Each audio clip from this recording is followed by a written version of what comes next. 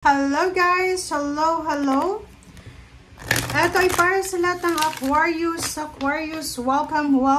Alamin natin kung anong messages, vibration, energy para sa inyong lahat. This is general reading, Aquarius. I hope na makuha mo yung energy na para sa iyo talaga. Okay.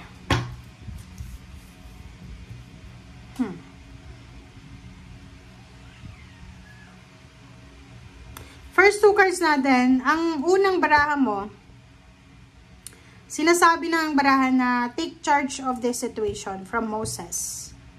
If you are father, maybe ang message na to sa dalawang barahan na to ay para to sa lalaki. Pwedeng tatay ka, asawa, kapatid na lalaki, anak na lalaki. Kasi sinasabi ng baraha sa'yo na Aquarius, sa susunod na 2 weeks ng May, last 2 weeks siya, kailangan mo daw na panindigan kung ano yung prinsipyo mo. Take charge of the situation. If you are father, lalaki siya. Father, husband, brother, son. Take charge of the situation. Take responsibility of your actions. Take responsibility of your words. Take responsibility of your family. If you are father, of your children, of your wife, husband, di ba, kapatid. Take responsibility sa mga kapatid mo, sa anak mo, parang ganon. Okay, thank you. Aquarius.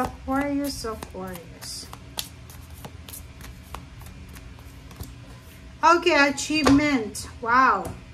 So, dito sa achievement card, sinasabi sa'yo, Aquarius, na babae ka man or lalaki. Number 17, if you are manifesting money, financial success, financial balance. Number 8 to, pera to eh. Financial completion and achievements. Mag-focus ka daw sa kung ano yung dreams mo na to. Lahat naman tayo dito sa mundo, walang sino man ang magsasabi sa atin na walang pangarap. Lahat tayo may pangarap eh. Diba? May gusto tayong mangyari sa buhay natin.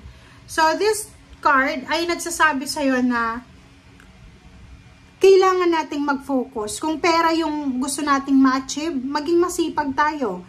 Mag-ipon tayo ng pera. Huwag tayo masyadong gastos ang gastos. Umiwas tayo sa tukso ng pabunggahan. Diba? So, siya. Ganyan yan. Okay?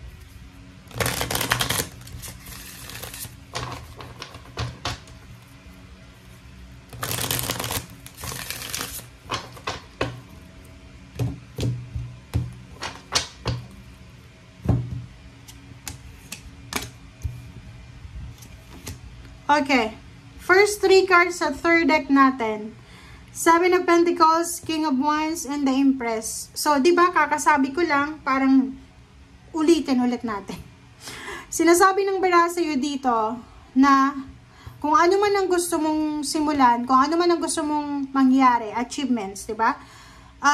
Ngayon pa lang, kung ano yung naiisip mo, like nakakapag-isip ka ng bagong negosyo na pwedeng simulan, like trabaho, kung saan ka pwedeng mag-apply, or kung ano man to, pag-iipon, pagnanegosyo, pagtitipid, lahat ng new ideas, new inspiration na pumapasok dyan sa isip mo, sinasabi ng King of Wands dito na trabahuhin mo daw.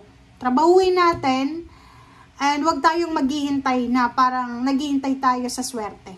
Okay?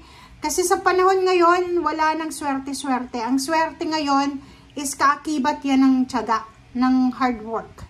'Di ba? Ang tinatawag na swerte ngayon ay yung masipag ka. Magaling kang mag-ipon ng pera. Swerte yung ganon. Okay? And sinasabi ng 7 of Pentacles dito sa inyo na if you are waiting for promotion, salary increase, or anything na trinabaho nyo na, 'di ba? Pwedeng retirement, or higher position talaga siya na sobrang sipag mo, sobrang dedicated mo sa job. And then, naghihintay ka kung kailan ba ibibigay sa'yo yung manifestation mo na higher salary, mga bonuses, ganyan-ganito. Sinasabi ng baraha, stay put ka lang kasi parating na siya. Parating na siya.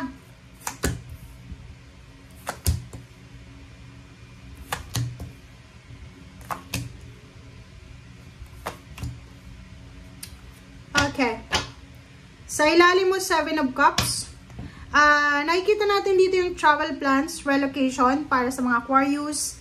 Long distance travel, long term travel. Pwedeng meron ditong mga Aquarius na nagpaplanong mga ibang bansa. Nagpaplano silang umalis for good, parang ganon. So, Queen of Swords, nakikita ko sa'yo dito na isang financial new beginnings, financial new ideas, or financial opening ang posibleng darating sa'yo, Aquarius, na pwedeng magdala sa'yo ng financial freedom.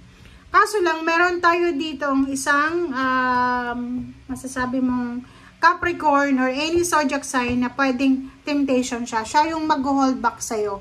Siya yung pipigil sa'yo eh. It's either relationship mo siya, it's either family, or pwedeng yung kakulangan sa pera, funds, parang ganon. Pwedeng yan yung rason kung bakit ka matitigil sa pinaplano mo yan. Ang nakikita ko dito, Aquarius, parang gusto niyang mag-ibang bansa. Just try lang para magtrabaho sa ibang bansa. Yung iba din, gustong magkaroon na ng baby. Pero mayroong nag-hold back sa kanya. Mayroong pumipigil sa kanya. But kung makikita mo dito, nandito yung Page of Swords, tsaka Queen of Wands. Sinasabi ng baraha sa'yo dito na kung talagang gusto mo talagang magkaroon ng freedom, financial freedom, spiritual health freedom, physical health, lalo na sa financial, nasa iyo daw yun. Okay?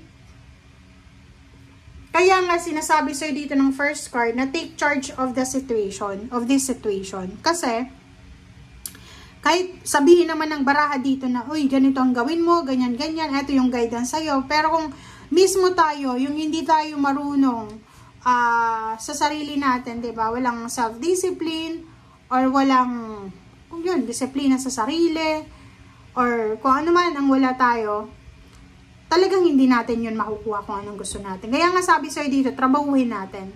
Trabahuin natin ang lahat. Kung may alam tayong gustong simulan, simulan na natin habang maaga pa, habang naandito pa.